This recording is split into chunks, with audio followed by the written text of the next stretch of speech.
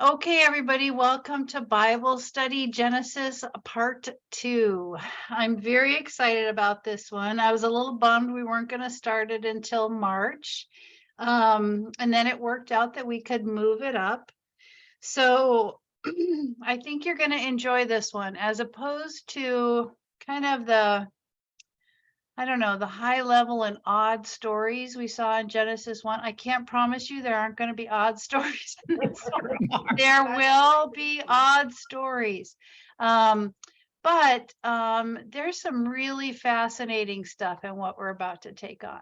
So let me get my slides going here and we'll dive in. And I want to remind you first of where we start. I love this quote from Rabbi Sachs. In Genesis, we can relate to its characters and dilemmas. We are part of their world as they are of ours. No other ancient literature has so contemporary a feel. This is our story. This is where we come from. This is our journey. And just a reminder that a lot of what I'm going to pull from as we move through Genesis is going to draw from Hebrew teaching and commentary. So, okay, here's the plan. In a nutshell, Genesis Part 2 is the story of the patriarchs. And we're going to divide it into each one of those patriarchs' stories. So we're going to start with Abraham, who's going to get 3 weeks. So we're dividing Abraham into 3 weeks. Then we're doing Isaac. Then we're doing Jacob. And we're going to end with a 2-part series on Joseph. These are the patriarchs. I'm going to remind you again about when Genesis was pulled together. So, because context is going to matter, and we're going to see that in Genesis Part 2. Genesis is written down. It's very old, right? These are stories that have been around a long time. But when the Hebrews are taken into exile in Babylon, all of the scribes go with them. The temple is destroyed.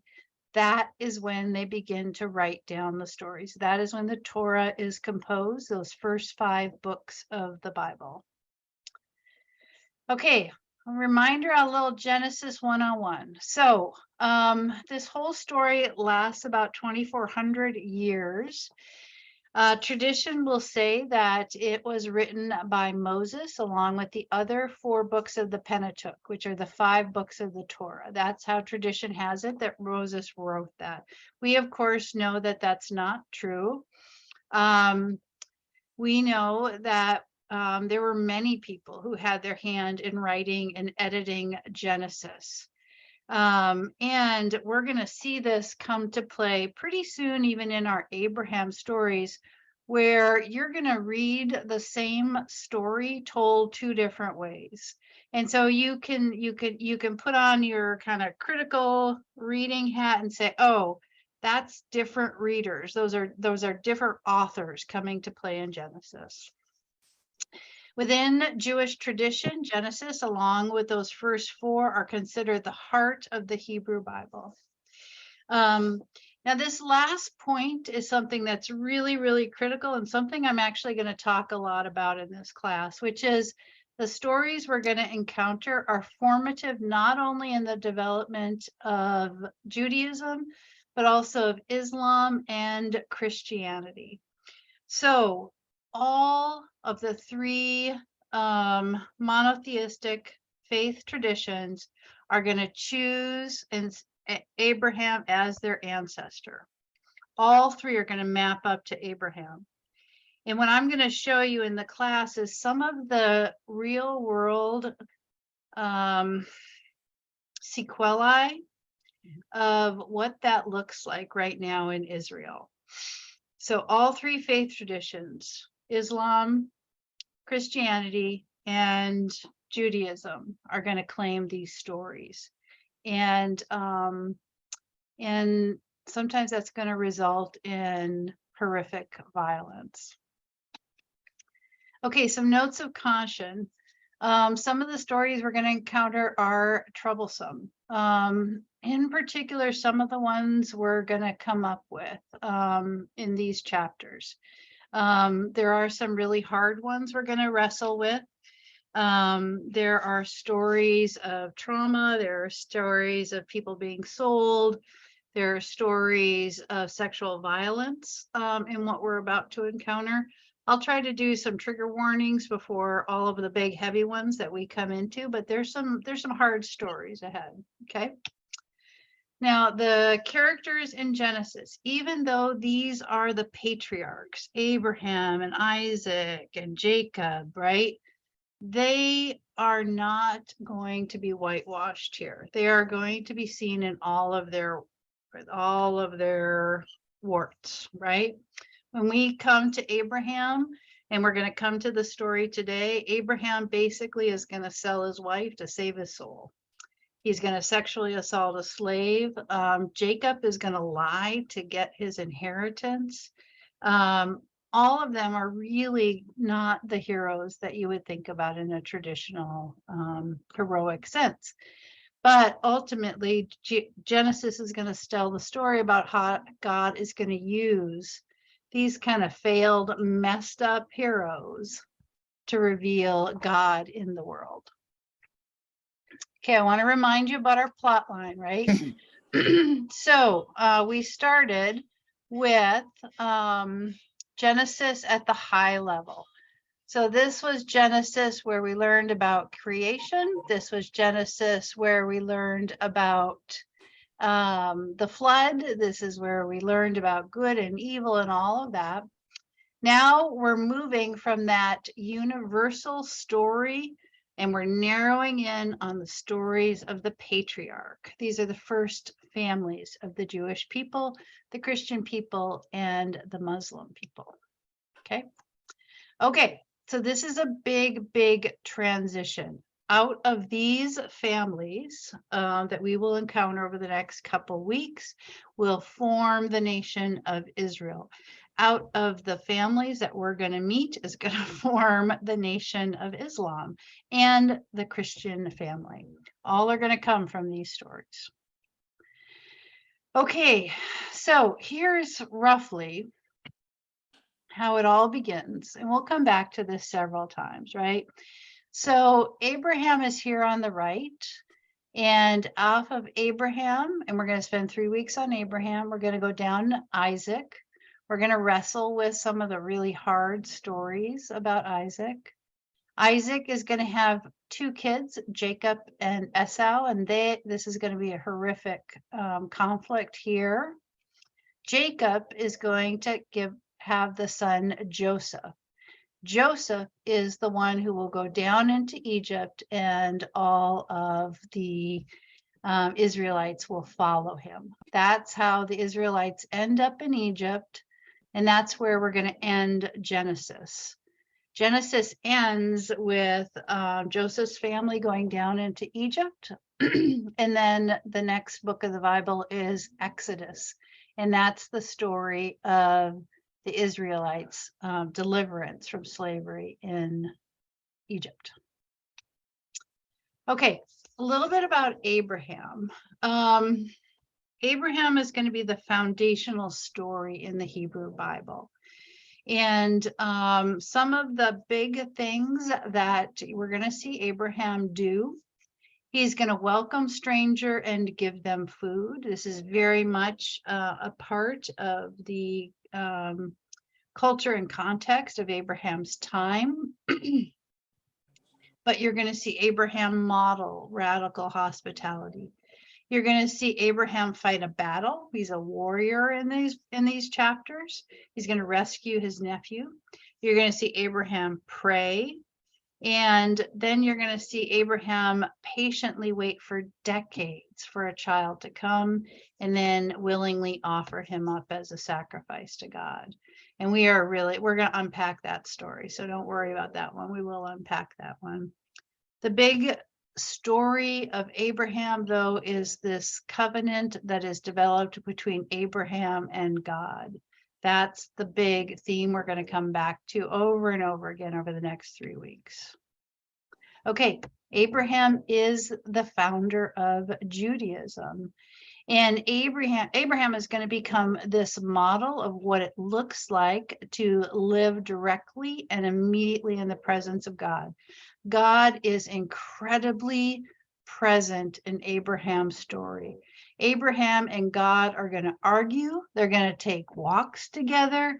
They are really like in it in a way that you're not going to see anywhere else in the Bible. So, and this is you're going to see this heroic figure of Abraham in ordinary life, right? Here's what makes Abraham special.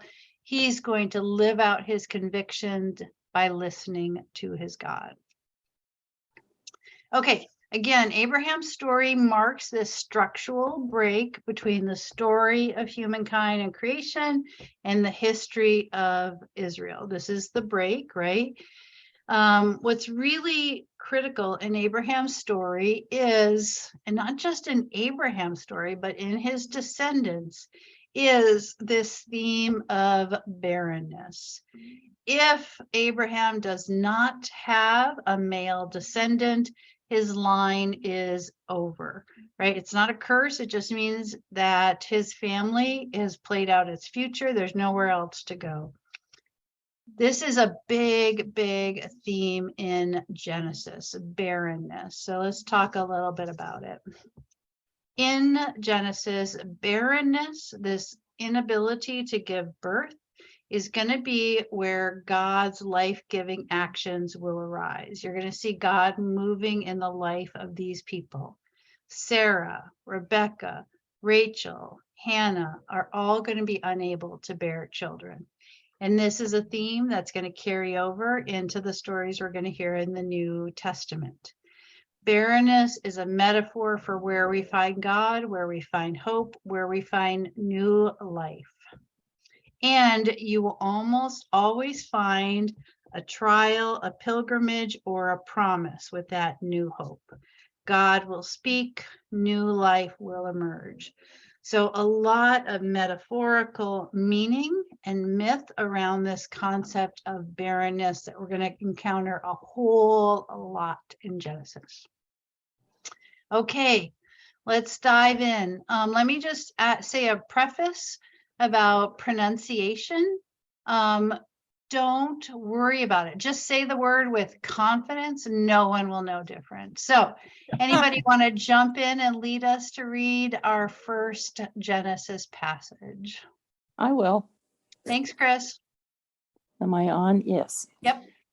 The Lord had said to Abram, "Go from your country, your people, and your father's household to the land I will show you. I will make you into a great nation, and I will bless you. I will make your name great, and you will be a blessing. I will bless those who bless you, and whoever curses you, I will curse. And all the peoples on earth will be blessed through you." So Abram went as the Lord had told him, and Lot went with him. Abram was 75 years old. Gee, I am too.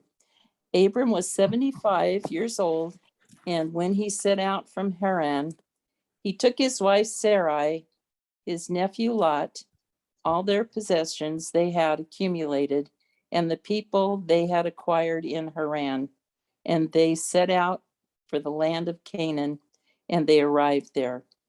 Abram traveled through the land as far as the site of the great tree of Morah at Shechem. At that time, the Canaanites were in the land. The Lord appeared to Abram and said, "To your offspring I will give this land." So he built an altar to the Lord who had appeared to him. Okay. So this is the big beginning of the covenant. There's a call, leave, go, take your people, your belongings, hit the road.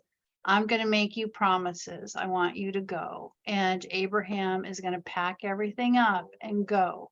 He's not going to question. He's just going to go.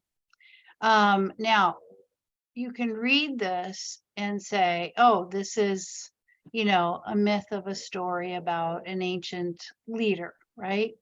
What's interesting about this is that much of the locations that are called out by in Abraham's story are now being used to and have been used to set the geographic boundaries of Israel. So what you're reading here within this myth is actually being used in modern day to demonstrate the boundaries of Israel and as rationale for not ceding land in the negotiated peace settlements. So just keep that in mind. It may be an ancient story. This story is being literalized today in geopolitical negotiations. Okay, God calls and asks them to leave and ask him to leave it all behind, right? So it's an incredibly dangerous request. Leave everything that is normal and secure.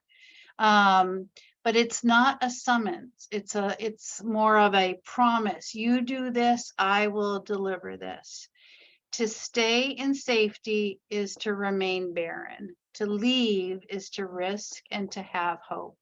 That is probably right there, the crux of Genesis. Okay, what is God going to promise? Well-being, security, prosperity, a promise, a prominence, none of which are going to occur with God. Without God, there's no promise without the promise maker. There is no future without recognizing that the world revolves around and is powered by God. Okay, I don't want to lose sight of this one. I'm going to bring you back to this quote. Regardless of the moral, spiritual, and ethical lessons that we can learn by reading Genesis, the reader should be mindful that one of the book's purpose is to provide moral justification for the eventual genocide of the Promised Land's original indigenous inhabitants, as recorded in the book of Joshua. Abraham's descendants will settle in Canaan.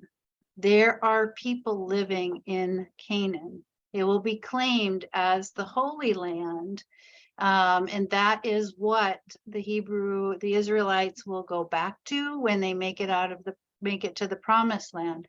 The Promised Land is occupied by people who are living and thriving there. So there is kind of a, I don't know if the word is subversive, but there's a political reason partly why this is all written down too as well, and why it's still being used and lived into. Okay, Abraham's journey. He is leaving Babylon and he is heading into the area between there and Egypt. That is Abraham's journey. The purple line is the Hebrew migration out of Egypt. Okay, let's talk about Abram hitting the road again and heading to Egypt. This is one of those examples of a story where Abraham does not come out looking very good. So will somebody read this one? Thank you, Tony. Now there was a famine in the land, and Abram went down to Egypt to live there for a while because the famine was severe.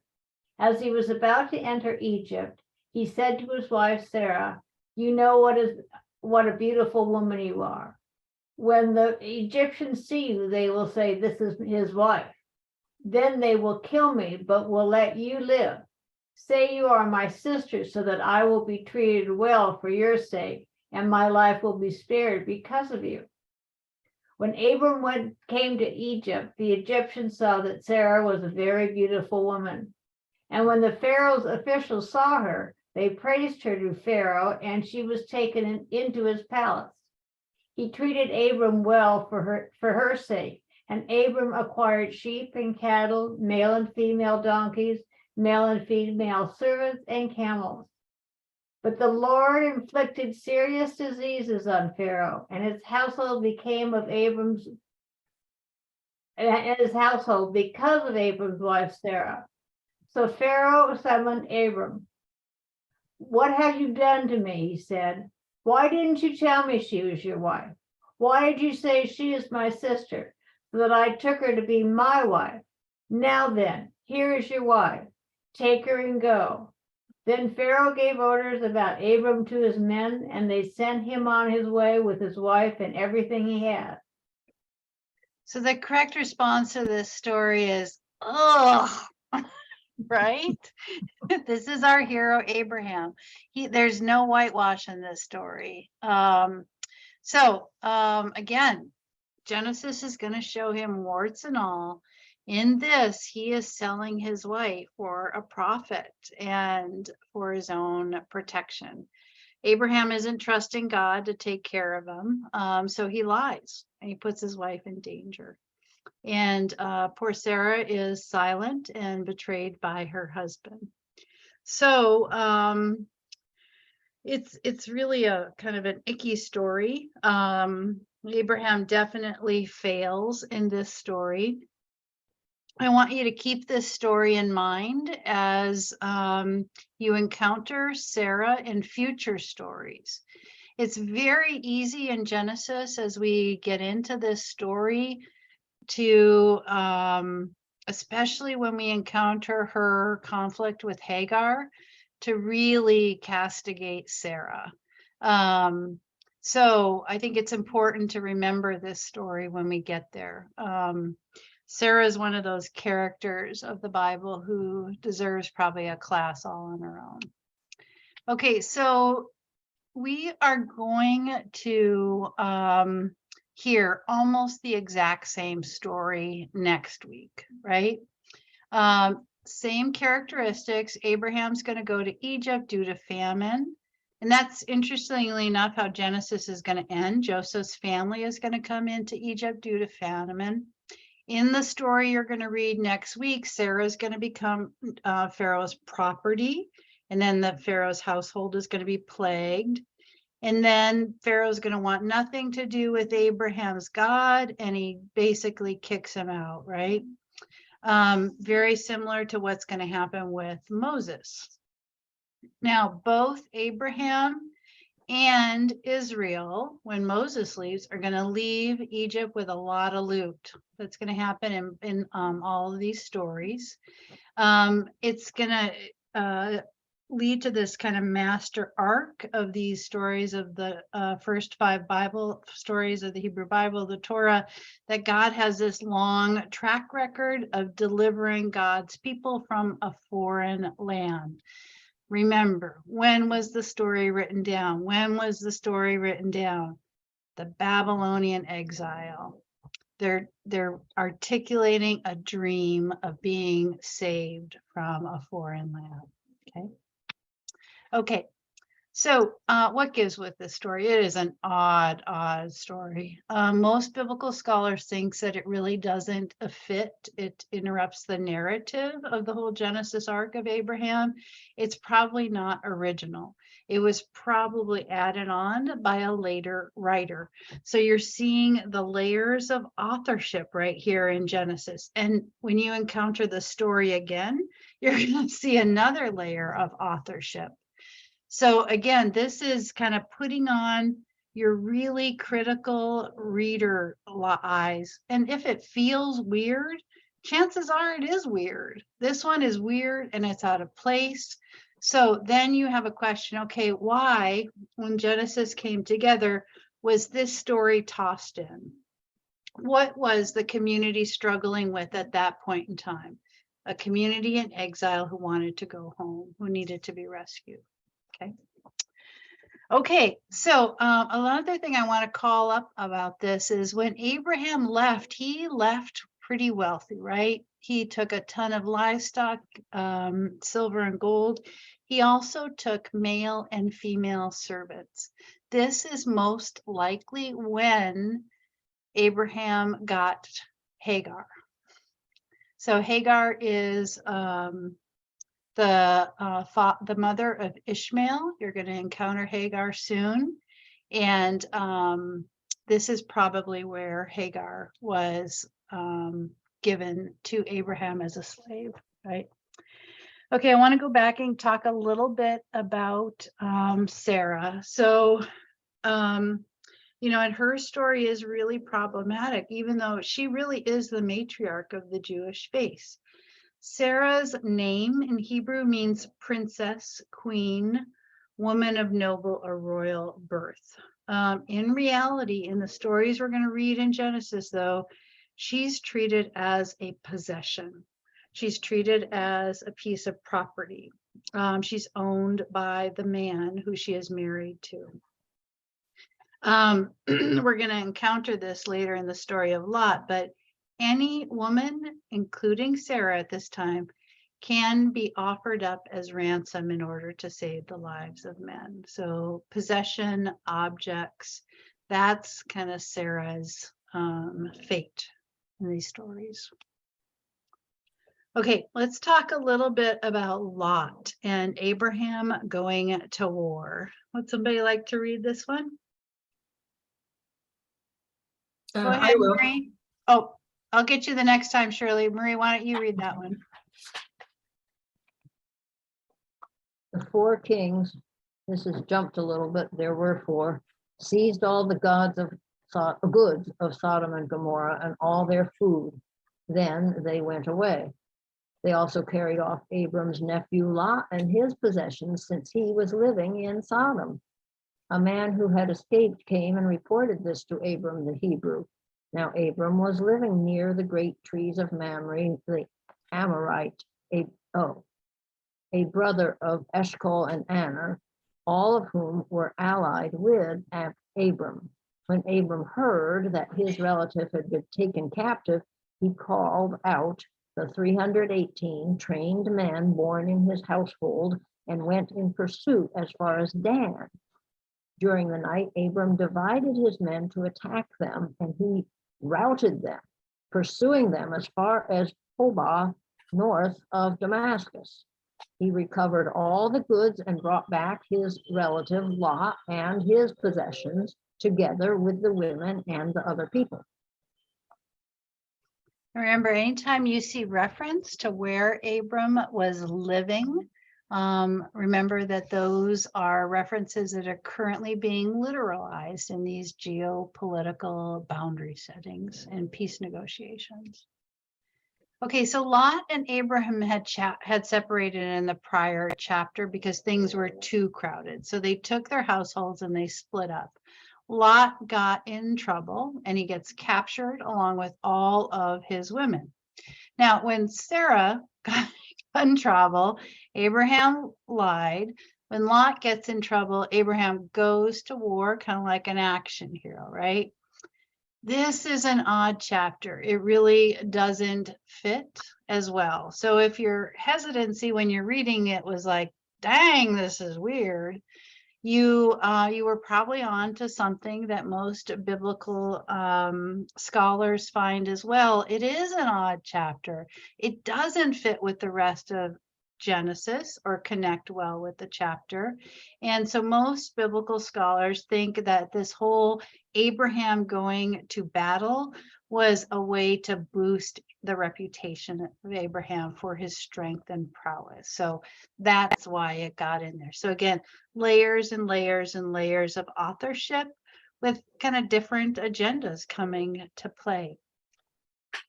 The next time you're at a dinner party and someone says, the Bible says, your correct response should be, oh my gosh, I never realized how many different authors were involved in just a single chapter of the Bible. Okay, Shirley, will you read this one for us? After this, the word of the Lord came to Abram in a vision. Do not be afraid, Abram. I am your shield, your very great reward.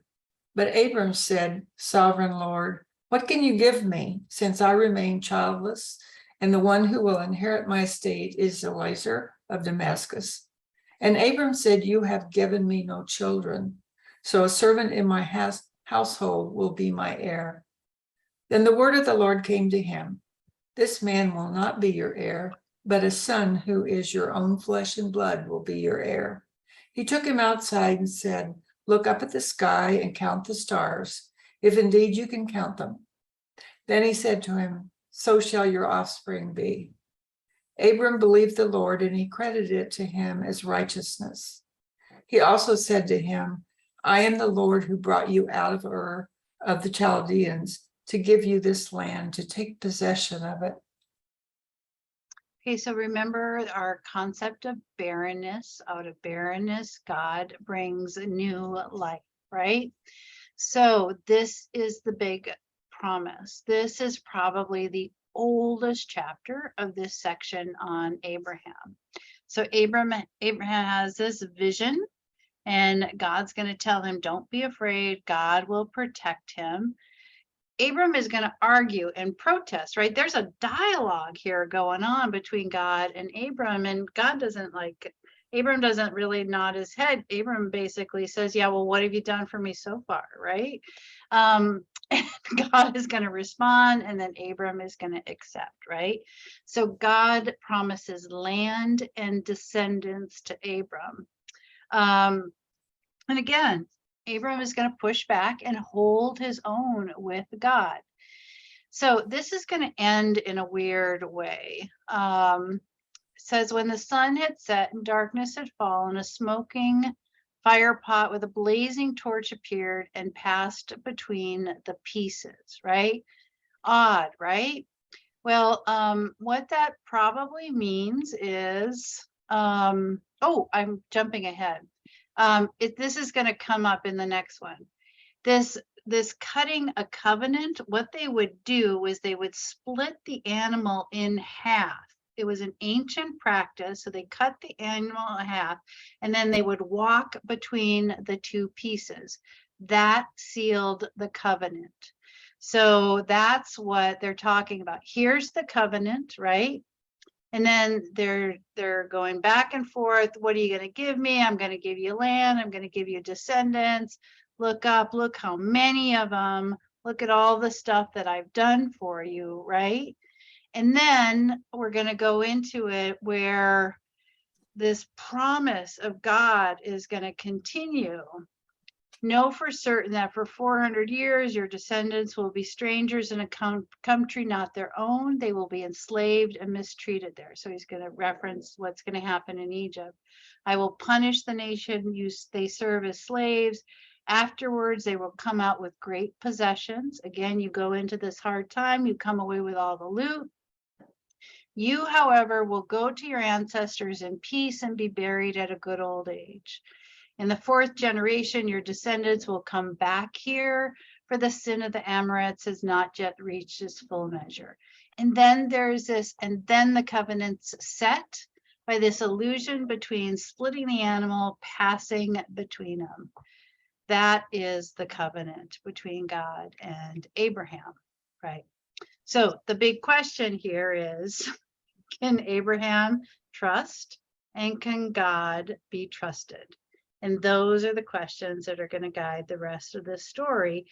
Almost the rest of Abraham is a story about whether or not Abraham can trust God to keep this promise, and whether or not God can be trusted to keep the promise. Everything we're going to hear from now in Abraham's story is going to come down to that. The covenant has been made. It has been sealed by this vision of the animal being split. Okay, let me stop there and just kind of do a check-in with people. Let me hold on here. Stop sharing. I do have time for us to do small groups, so I'm going to divide you up. But questions, reactions, comments on the start of Abraham's story, the big journey, and the covenant. Paul, you had your hand up first. Go. Yes, so I have a question. Why is it sometimes Abraham and sometimes Abram? Yeah, and you're going to notice that about Sarai, Sarai, and then Sarah. Both will change in the next section when the covenant is basically formalized. So pre-covenant, post-covenant. Even though it's almost like covenant, pre-covenant A, pre-covenant B, pre-covenant C, big covenant, name change.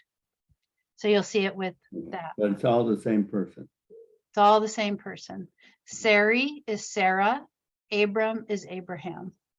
And it's not like a nickname? No. Okay. No. Go ahead, Bernie. Again, I grant you that I'm reading the ancient Bible of the King James Version. But Job is referred to as his nephew, but when he is retrieved by Abraham, he is called his brother.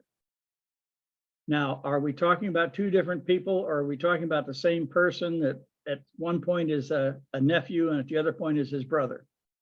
No, I think it is the same person. What you're seeing is different levels of authorship. So you're seeing different authors here. There are a lot of cooks in the kitchen on Genesis, a lot of different stories and motives behind the stories coming in. So, anyone else? So the big question is, can Abraham trust God? And can God be trusted? That's the biggie. Okay. Okay, here's what I'm going to do in terms of sending you into small groups. God's going to make a promise to Abram. God's going to ask Abram to trust that promise. Think about your own life. And I wonder, is there a promise you think God has made to you? And how have you struggled or succeeded in trusting that promise? That is the question. And let me copy it and I'll put it in the chat as well.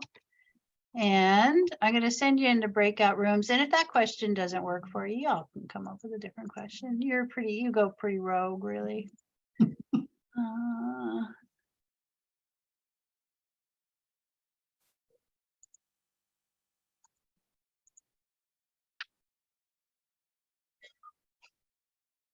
There you go. Have fun. Thank you.